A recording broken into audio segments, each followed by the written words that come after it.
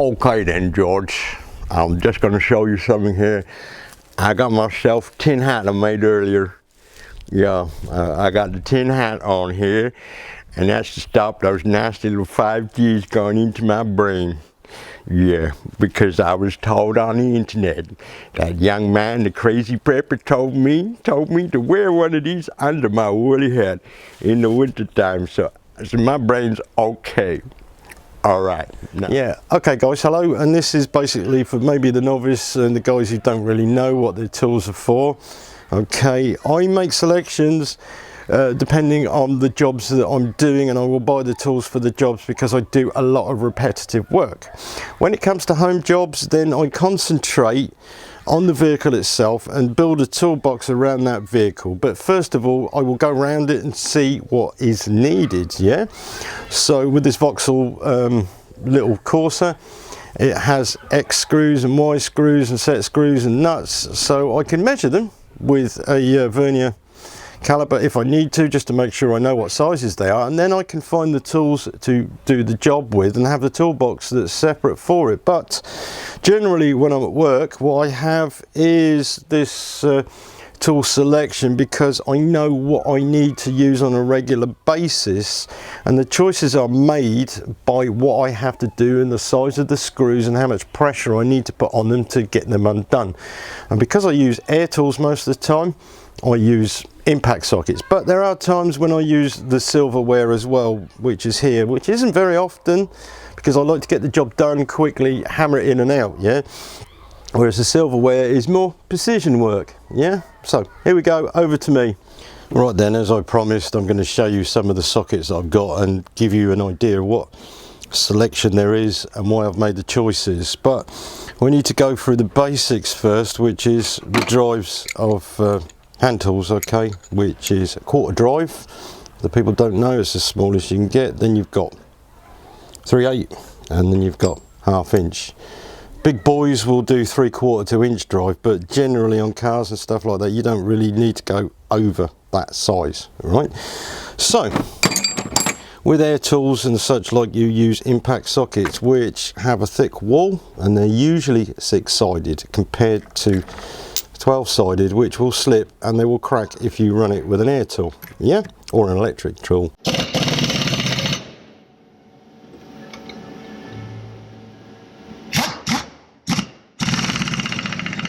The difference is, generally with these, when you use hand tools, is these are thinner walled, okay, so you can get in areas which have smaller recesses. As you can see there, there is a difference, okay. Now the novice may not know that and go out and buy some fat sockets, then struggle in certain places. So thin walls are good when you're using manual tools, but when you're using things like air tools or electric powered tools, you need impact sockets, okay. It does say on here somewhere that you should always wear safety goggles just in case they smash, because when they fly off an air gun, they certainly do go at a speed, okay. Now, where did this come from? I don't often use this silverware because I mainly do the big stuff, so 22, 24, 32, 36, 46, that's the sort of things I use, so you can see how worn these sockets are. Air tools after a while will chew up the drive here. Now this is a 1/2 inch drive compared to 3/8, okay. Comparative is the amount of power that you want to put behind these drives, okay, because you don't use a 1/4 inch drive to drive a 1/2 inch socket, for instance, of that size, because 32mm would be truck wheel nuts, for instance. Yeah, you'll never get them undone with a small socket wrench. So they are all sorts of exotic sizes and drives and everything else.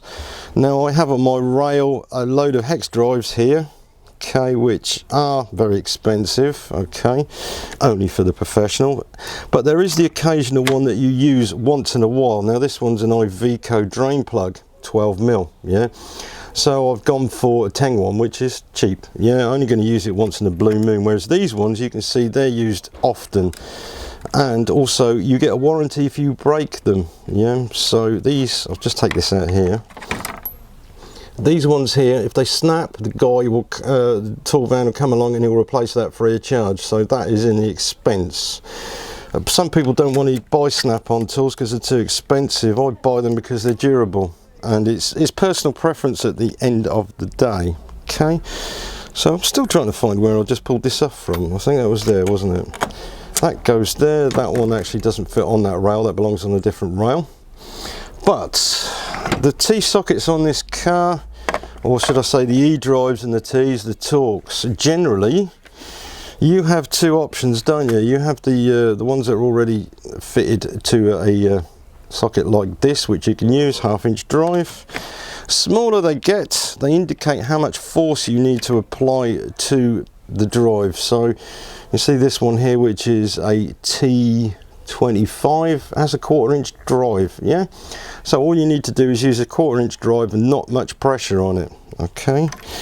Now, as I said, there's a lot of exotic things going on here, okay? So you have spline drives here, which are RMs, okay? Then you have your T, okay? And then you have your E sockets, which is mainly what Vauxhall use, but then they also go over to the 6-sided nuts when things get larger, yeah? Because these only have a certain amount of grip on them, okay? Bigger trucks like MAN and the such like now are starting to use this, and it seems to be a German thing. It seems to be a German thing, and Vauxhall obviously is Opel, which is German, yeah? When it comes to using a ratchet, you can hear this, all right? It will only have so much pressure on it before you either slip on the nut, crack a socket, or you will slip on the drive inside here, yeah? So what you want to do generally is use something like a bar. It doesn't matter whether it's a long breaker bar or a short, but depending on what socket you're using, to give your initial push first, and then you can whiz it off with a hand tool like this, yeah? If you're using air stuff, that can actually snap the heads off bolts, so you do have to be careful. Tight spaces where you can't get a socket in and a bar, for instance, you have a ratchet spanner, yeah, which is quite nice. This one's flat, as you can see, or you can have the angled ones here, and they do have a purpose behind why these spanners are shaped this way. You can also have a long handled ratchet spanner, however you do not rely on the leverage you get to save the ratchet in here, yeah? This is for long reach, when you need to reach in somewhere to ratchet something off. It's not to give additional pressure, because this will give way otherwise. So if you look after your tools and you do understand them, then they'll last longer. Some people don't understand how the tools work, and therefore they just abuse them.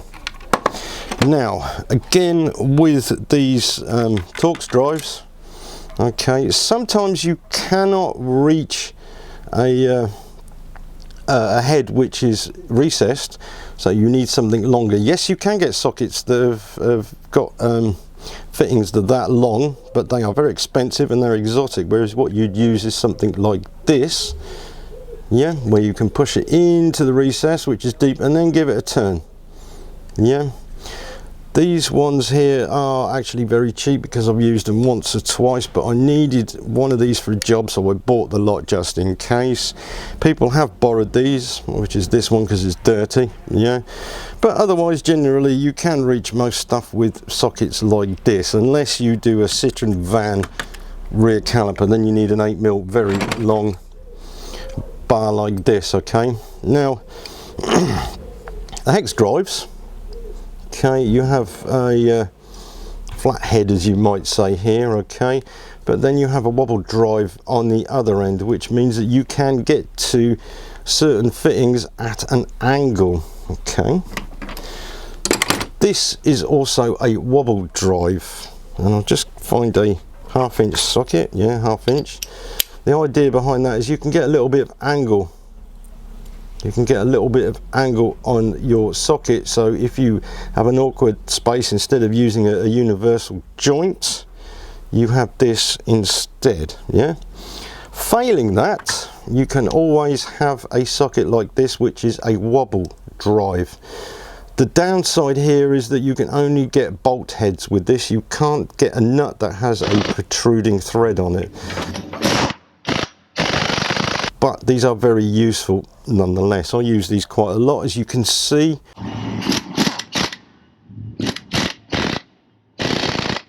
because that is shiny, whereas some of the sizes I never ever see it work, like this one, which is what, 14 mil? No, 12 mil.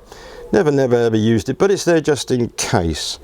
It's cheaper to buy a full set than it is to buy a single socket, for instance. Yeah, so like I'm saying, you have your 6-sided socket. Okay, the pressure on the nut ends will be about here. These are nicely shaped so you get the maximum amount of pressure on the nut that's required.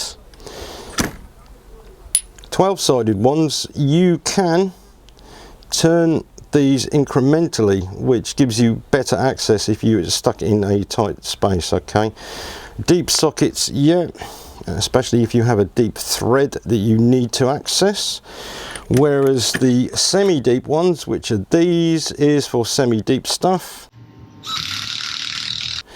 And then you have your normal, or we call them shallow sockets. Yeah, so let me just pull the deep one up again. You can see the difference, can't you? These all have different jobs. Longer that something is, if you have, like, say, a deep socket with an extension on it, and then you have a driver on it, you lose energy by vibration. And I'll just put an extension on here.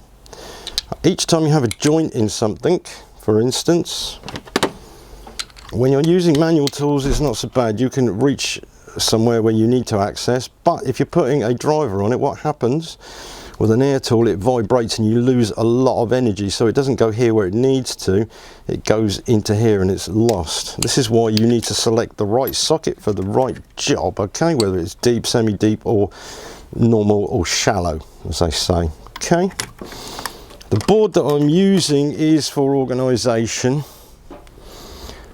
and I know where everything is in an instant. Okay, so I'm going to do a job, I know where my semi-deeps are, up to 15 mil, and I'll keep these in order so I know where I am. But I can also, if I need to, suddenly see there's a socket missing, for instance. Well, there's 2 here that are missing, and I would like to know where that one's gone. One of them's here, so I should have an adapter there which is missing. Yeah, so that's good for having a comprehensive work kit.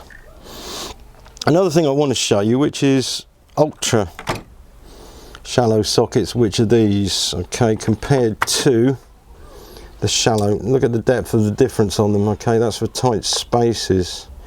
Specialist socket that you won't find everywhere. This is generally a default size for a socket when you buy in a socket set, this or long ones. Yeah, okay, so we've covered that. What else do I need to show you on this board that you might be interested in? Drain plug sockets, which are here. Yeah, exotic shapes, which I don't know what that's for, but I'm sure that somebody can tell me. Triangle drive, I think that's for gas meter boxes as far as I'm aware, or this type. And you notice they're actually quite shallow, so when you put a bar on it, okay, you put a bar on it like so, you get the maximum amount of force. The longer it is, the less force you have to use, and sometimes it will slip out. Whereas this, pushed in a drain plug, like a diff drain plug, for instance. This one's, which size is this? I think this one is for MAN, something like that. Yeah, that will fit, and you get good power on it.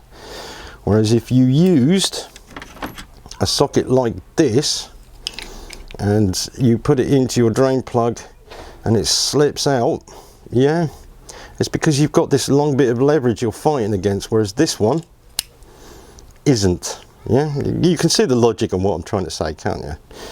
Yeah, so that's it for the tool rail. Maybe no, do I need to talk about adapters? Yeah, adapters are only used in desperation and in anger, because 3/4 drive, which is big boy stuff, to 1/2 inch, which is van boy stuff, 1/2 inch to 3/8 stuff, which is car boy stuff. Yeah, these are sacrificial because this is the weakest point here. You need to avoid using adapters at all costs unless you have no other option, and then you go down a size. But of course this will be relative to the size of the socket you have. Yeah, these break on a regular basis, and of course because it's a snap-on, the guy will come around, knock the pin out, take this out, replace this free of charge, which is good, yeah. Generally I think you all see these adapters, they're solid one piece, aren't they? And this one here is also solid one piece. Again, this is the weakest point. Once this is broken, that's screwed. You can't do anything with it. You can weld this head onto something like I do sometimes, but generally that is it. Whereas these ones you get a second chance with, or a third or a fourth, depending on how much of an animal you actually are with your tools. Yeah, so showed you the Wobble Drive, I've showed you my adapters, I've showed you my drain plug stuff. One thing I'd like to be proud of that I've never actually used is a drill bit which fits on an air tool, yeah, which if you spin it in reverse it comes undone, the drill flies off, so that's actually quite dangerous, yeah. So anyway, pop pickers. Other than that, I could show you the universal joint, which I hate these. These are not very good. They don't generally help you out too much unless you're in a lot of trouble. I will show you my air ratchet one, which is a bit better, but like I say, whenever I can, if I need to get at a steep angle, I'll use this if I can get away with it, because there is less moving parts in here, as you can see, whereas you have more here, and the more you use these, the floppier they tend to get. So when you're trying to reach them, you get like a limp dick effect on it. It just drops, and then you have to hold it in the right place and push it in, don't you? Yeah, you know what I'm saying, don't you? Yeah. So I hope that's helped you a bit on your socket choice, possibly. Ah, there we are, there's the adapter. See how it had a slot missing here. I wondered what was there. That is actually, push this the other way around. Now I feel content that my sockets are there. You see what I'm saying, can you? See what I'm saying? Get you out of trouble. And a lot of you guys know this kit, which is the Erwin Kit. These will get nut or bolt heads out, they grip on, and as you turn it, it bites in harder, gets you out of trouble every single time. Now I've had these, what, 10 years? That one, yeah, that's actually rusty, but these Erwin ones have never ever failed. I tried a Chinese set, they were garbage, but the Erwin ones are very good. So I would advise to get a set of this. They're very expensive, but if you're doing a lot of work on your home car or at work or whatever, then they're worth it. They are worth it. The bit sets, and they come in all shapes and sizes as well, and you'll get your 3/8 and your 1/2 inch drive, and basically what is in here is a ball bearing, so when you push your drive in, yeah, it's locked into place. These are okay if you can find replacements for them, and in this case they are long, so you can reach recessed headed set screws, for instance. Okay, now that one's 5mm and it's been used, but I don't generally use this set because you can see down here there's a couple missing, because you drop the box, they go all over the place and they become a little bit of a pain in the backside. But compared to the expensive sockets, these snap into place. You've only got one driver, so you can swap them over. I'll put that in the right place, and then get your next one, and it's more compact. It's more compact, but the risk is you're going to lose pieces if you drop the thing on the floor, and they also break as well. Right, so I'll put these back. I do like this set because of the length of these on here. Pretty good.